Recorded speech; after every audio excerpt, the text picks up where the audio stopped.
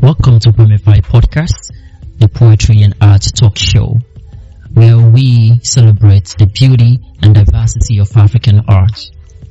Our show features interviews with African artists, poets, and other creatives who draw inspiration from the rich cultural heritage of Africa. In each episode, our host engages in a lively discussion with our guests, delving into the inspiration behind their art, the cultural significance of African work, and the role of poetry and art in promoting and preserving African culture. So, if you're a lover of art, poetry, or African culture, tune into our podcast today and join us on this exciting journey of discovery and creativity. Once again, welcome, Poemify Podcast. It's another week to hear my beautiful voice, and you know what time it is. It is Poemify o'clock. It's another episode, and I'm glad to have you all here. I remain your host, Oluwatosin Isaac, and today I have a creative in the house, Mr. Daniel. But before we get right in, he's one of the winners of our Pension Chapbook competition, and I just can't wait for you all to listen to him. I've been looking forward to this interview. Thank you so much for listening. Thank you for following. And I do know that you'd enjoy this episode. Thank you, Daniel, so much for gracing us with your presence. So can you tell us more about yourself? Who is Daniel as an individual, as a creative? This is the question I ask everyone on this platform. So please tell us more about yourself. I am Daniel Aondona. I'm a Nigerian writer, a designer, spoken word artist, and member of Hilltop Creative Arts Foundation, Abuja branch. I am passionate about literature, arts, and creative communities, so I spend more of my time writing, editing, and working with different groups and magazines to promote new voices. I just enjoy the process of creating new platforms that give people a space to share their own stories. Thank you so much for having me. Thank you so much. So let's jump right into the podcast for today. All right. Shall we? All right, thank you. So, Sir Daniel, you're a versatile creative poet, editor, spoken word artist. How did poetry, among all forms, become your most expressive outlet? All right. So, my journey as a poet is something I actually consider as an amazing story. I started writing at an early age. I think around 8, I started writing short stories and then even novels, but I didn't even know about poetry, and even when I later discovered poetry, it wasn't something I liked until I think in 2022 I started writing poetry, and now it has made me so loyal that if I attempt writing prose now, I lose focus and I kind of lose my poetry. So I have learned how to enjoy poetry now. Like, I've just dedicated my time to it. So I would say it's consistency. I've stayed consistent, and I really love poetry now. Like, I feel like poetry is life, poetry is everything. So I'm happy to be a poet. Thank you so much. And it's the consistency part for me to see that. I will not even say it's not been long, because it does not matter how far or how long you started something, but your heart matters. And I'm glad you enjoy what you do. Thank you. Yeah, I'm glad you enjoy what you do. So, how does your identity and environment shaping your voice as a writer and as a poet? Well, I would say I have strong love for home, but home is not really a particular place. I feel like home is where you find peace. Home is where you find happiness, you find love. So I carry my home as my peace of mind, and I believe there is home in everybody. The people I interact with, the things we do, the love we share, that is home. So when I write, I don't just limit myself to let's say because I'm from Benue, I don't really have to write about Benue. Although sometimes I find myself writing pieces about the things happening in Benue, but that's not really because I come from there. It's because, number one, I identify as a human being, right? So as a human, I vision everything around the society and write about. So I can't really say my environment or my background has shaped my writing. I just want to be human. I want to write about everything instead of focusing on a particular thing. I'm from here, so let me reflect my background. I just want to express my. All right, thank you so much. You just want to be human. and human you are. We appreciate that. We appreciate that. Yes. So we live in a world where community is very important, and you're part of the Creative Arts Foundation and Spring Writers Fellowship. So how has that community helped you as a poet grow? Well, the Hilltop Creative Arts Foundation, I would say, is the best thing that's happened to me as a writer. Or let me say, the best place I've found myself as a writer. In 2022, I attended Here's Fest. Here's Fest is a festival, a literary festival held by Hilltop. So I was there in 2022 as a student. I represented my school under drama category. As of then, I didn't even have anything to do with poetry. So it was at this festival that I saw what my mates or even people younger than me were doing in creative writing. That's what motivated me when I saw people like Abdurazak Salihu, Testimony Ode, Mahmoud Awiyeleyi, Sunday Sahid, teen authors by them. So I was really inspired and I decided to go into writing too. Then I joined Hilltop Creative Arts Foundation and a lot of things have changed since then. My poetry, in fact, let me say, without Hilltop, I don't think I would have become a poet. So today, once I make a good friend and I know that you are a writer, I believe the best thing I can do for you is bring you into Hilltop Creative Arts Foundation. And then when I look at the things our founder, Fabi Mzukogi, the kind of things he does for us, the unlimited support and encouragement, I would say he doesn't only want us to become great writers. He wants us to become great people in the society. He's a fatherly figure to all of us. So I would recommend HCAP to every young writer out there.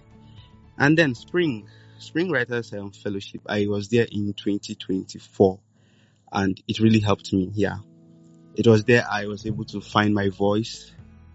So if I'm to picture myself today as a tree, right, I would say planted and nurtured by Hilltop Creative Arts Foundation, then Spring Writers Fellowship helped in shaping the branches, showing me the directions to grow towards. And then I had the best mentor, Onyekachi Ilo.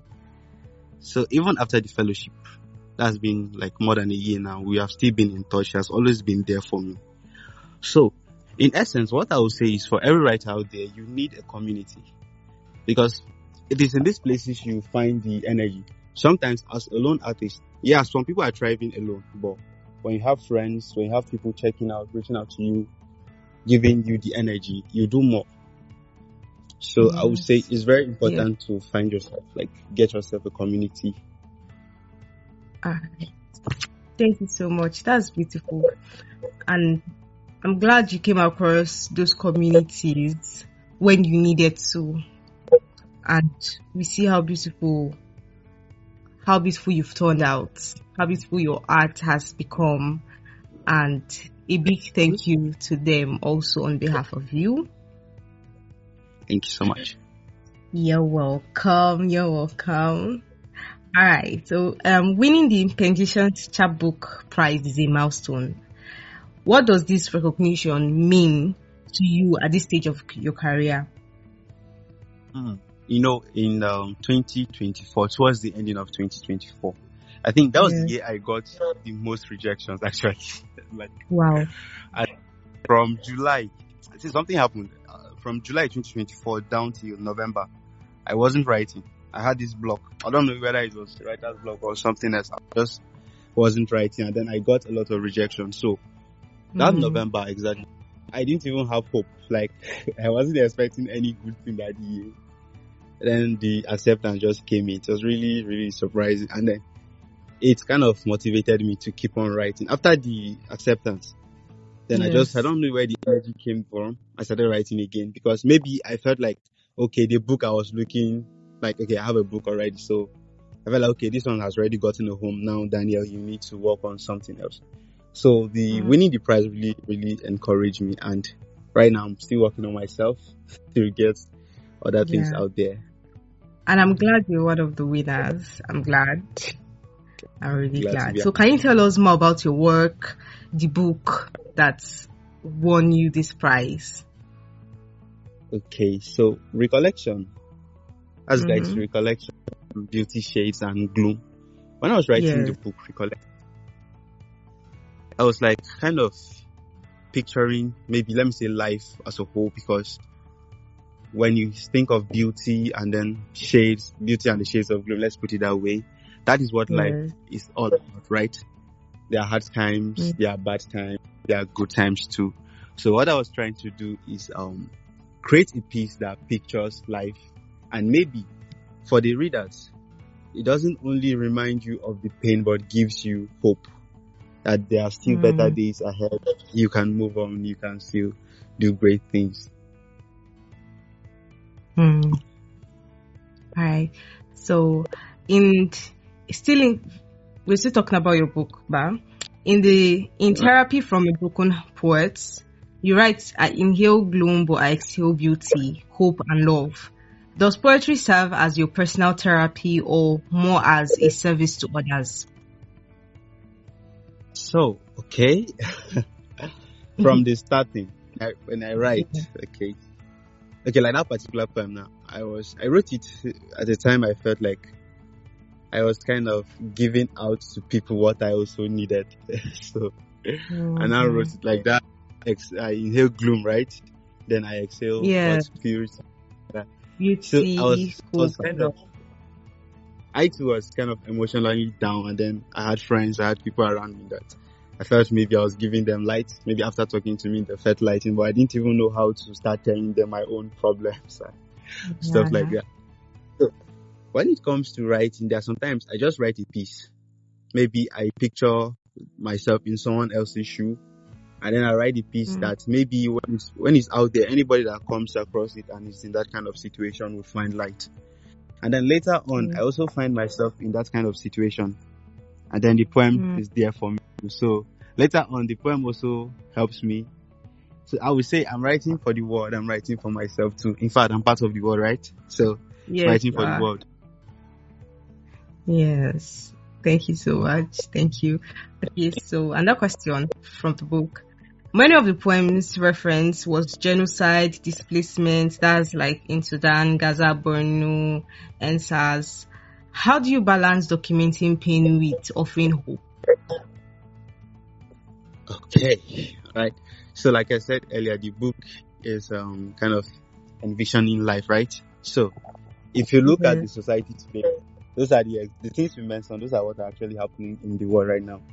So first of all, I'm going to picture them. Let's say these are exactly what are happening about.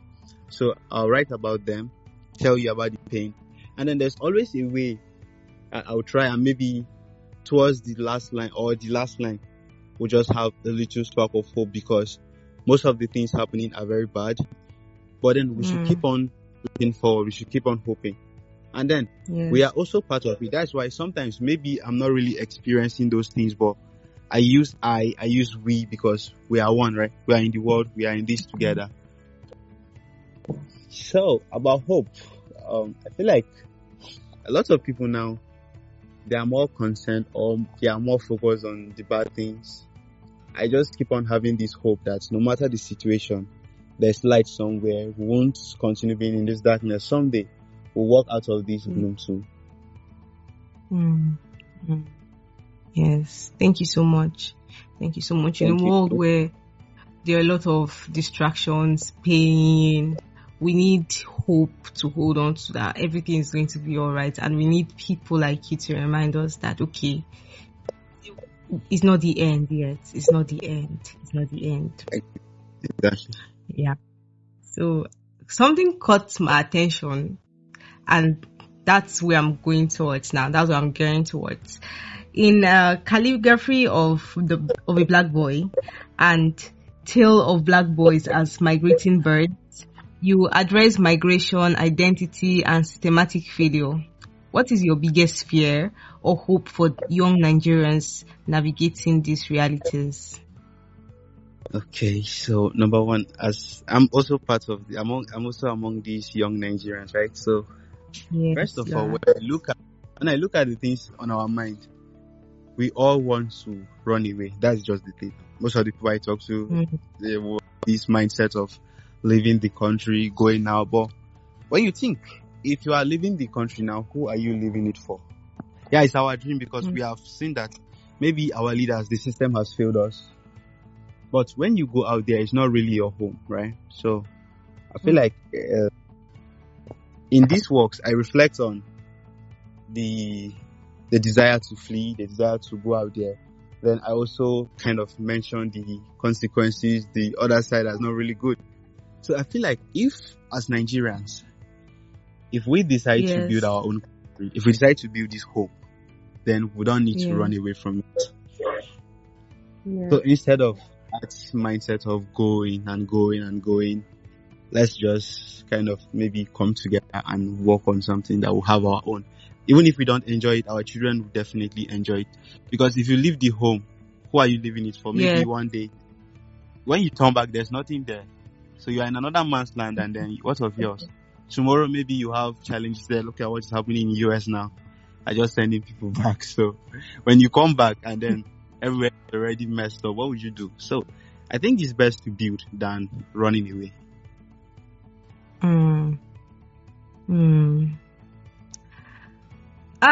It's actually a dicey topic, because I think everybody has, aside some who just want to jackpot for the trend of jackpotting, some people honestly, sincerely would want to stay home, want to stay back, but yes, the drive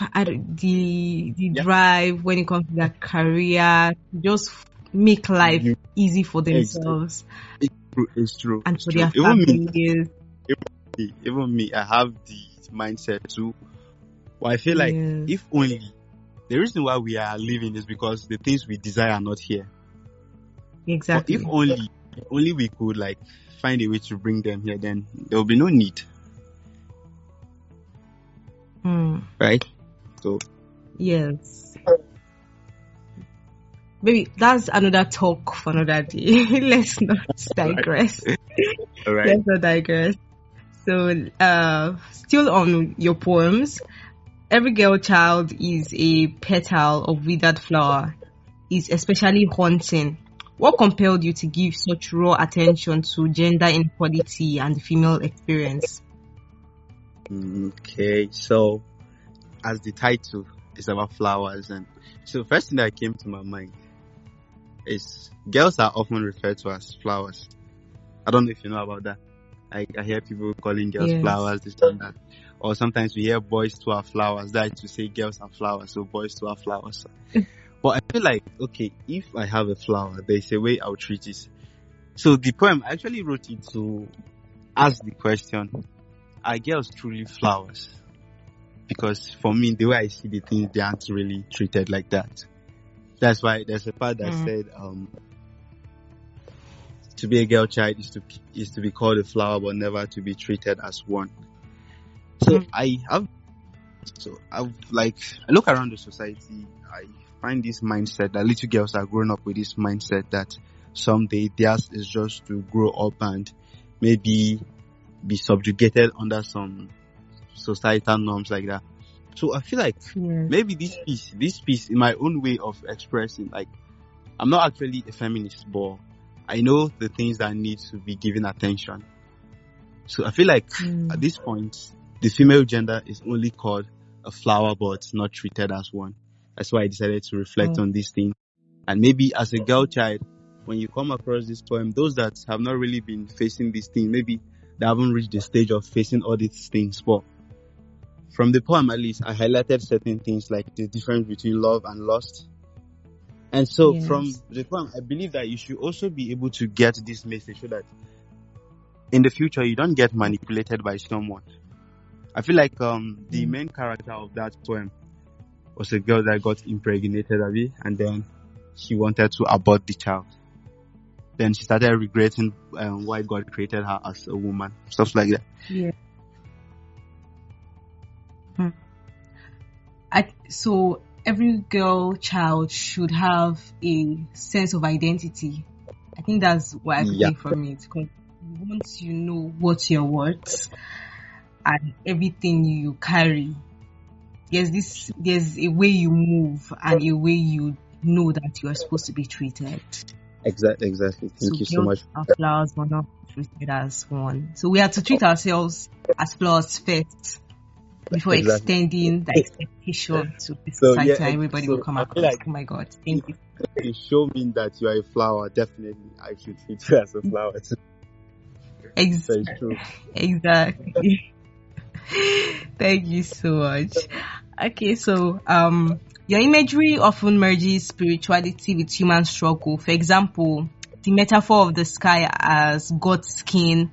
How does your faith and cultural background shape your art? Okay, so I strongly believe there's God. Right, first of all, yes. Mm-hmm. Believe there's God, though people might argue, but it's my own belief.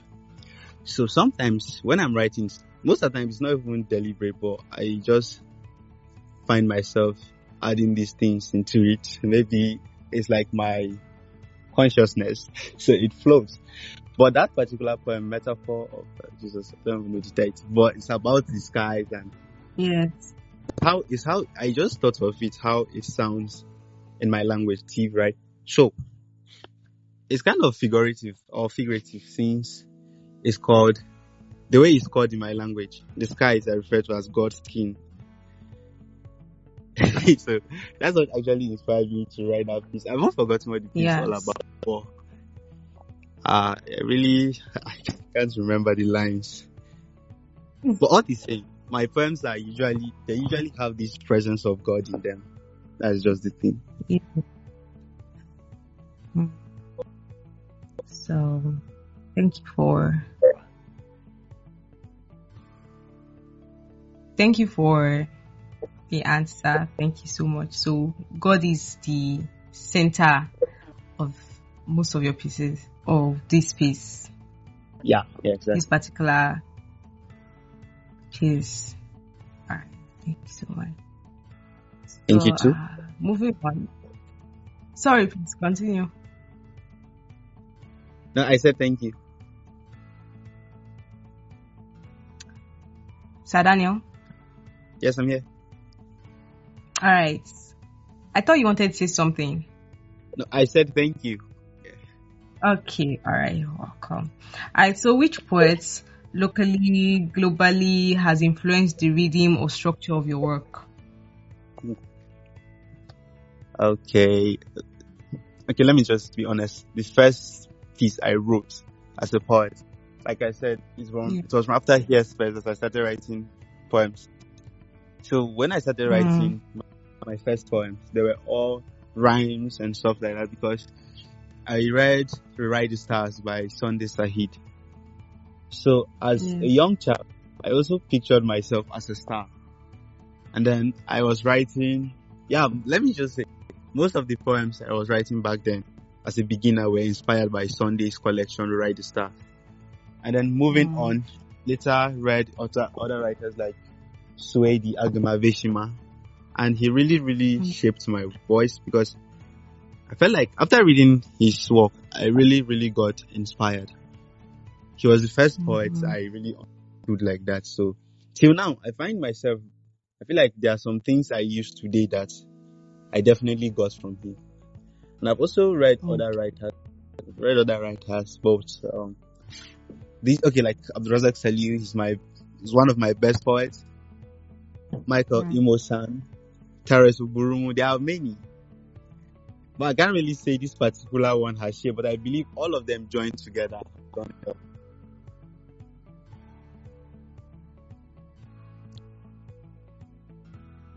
Hello?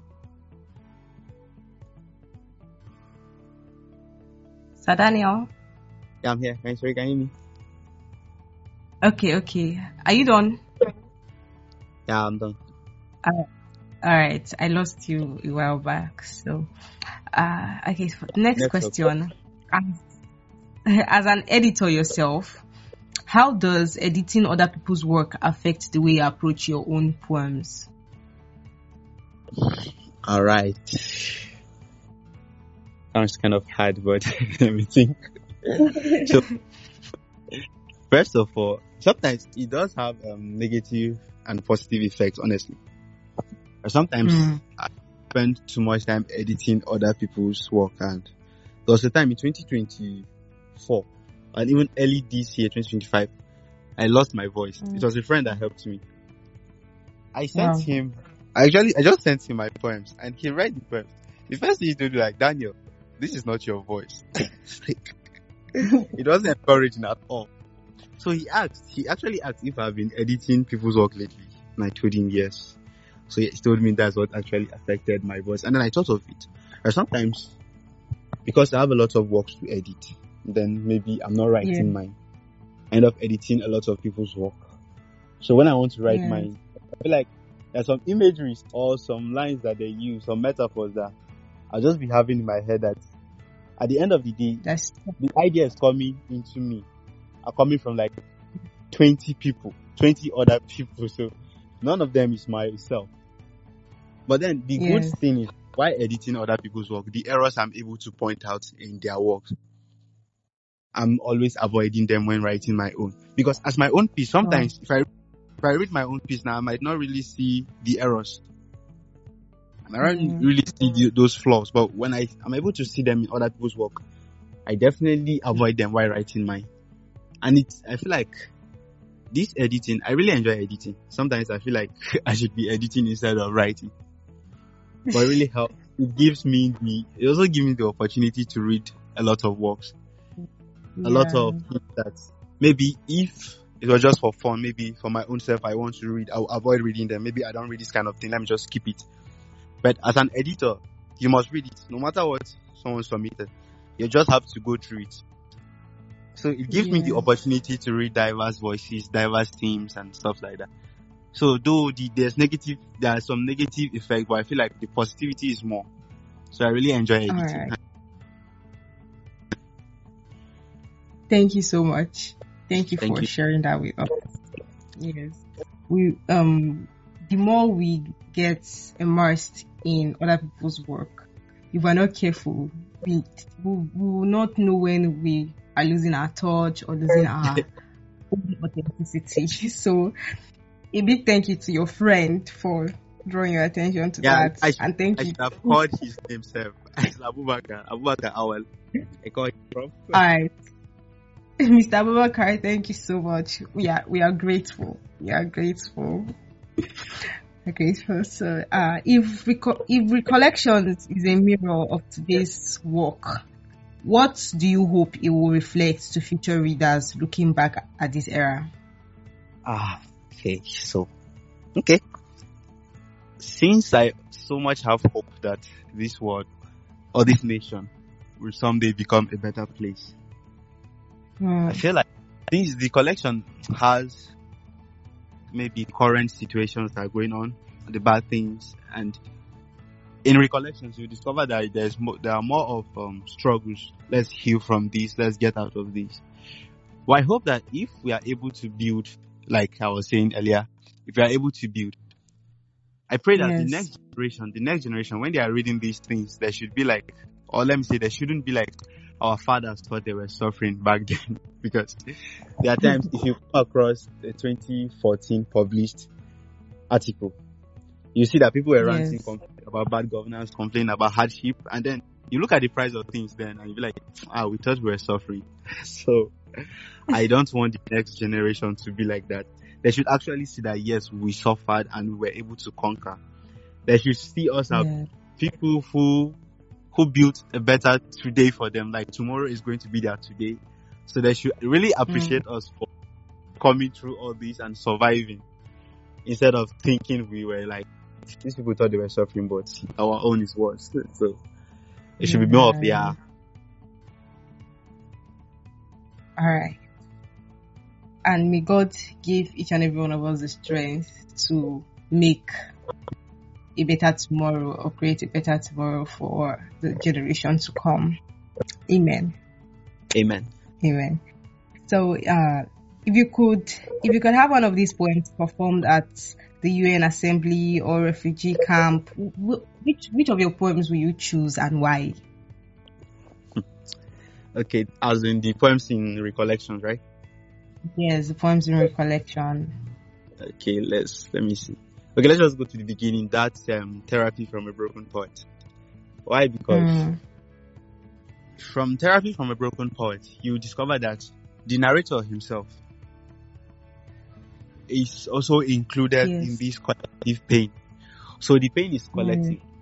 Sometimes when someone is passing through something and maybe passing through a difficult time, and you are encouraging them to move on, you are encouraging them not to stay too down, not to feel overwhelmed, they might easily say it's because you are not in their shoes.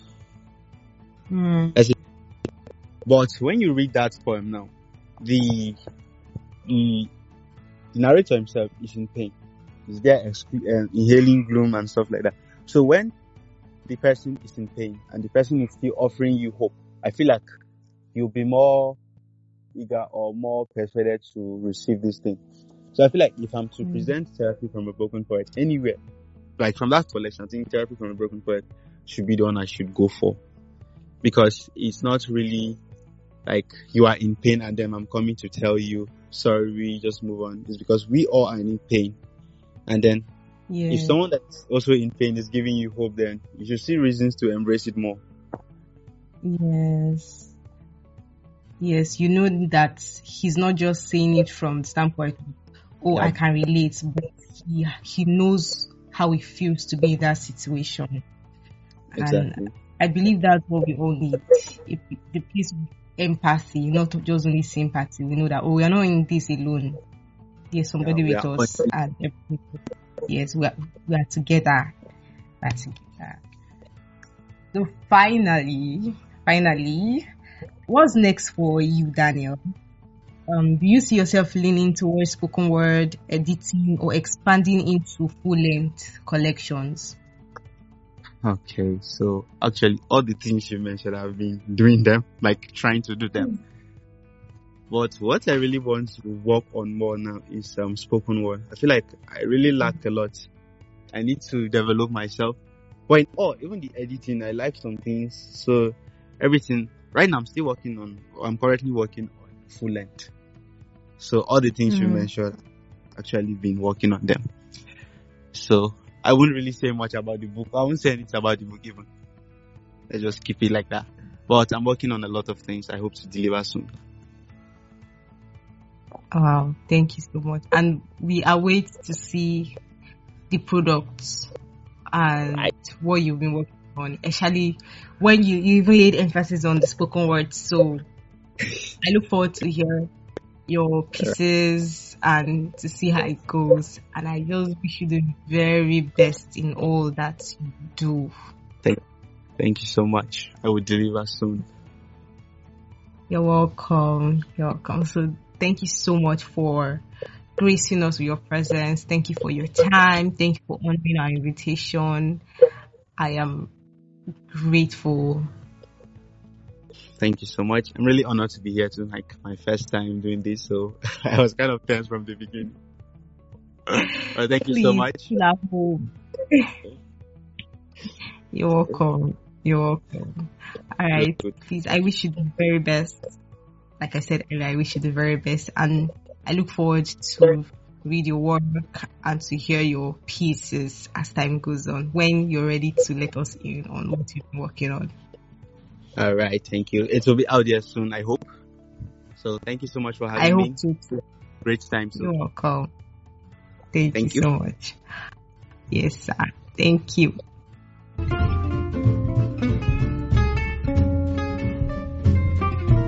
Thanks for listening to this episode of Poemify Podcast. We hope you enjoyed every bit of it. Did you? If yes, do well to share with your art-loving friends. It's the least you can do for art's sake, you know. See you on the next episode.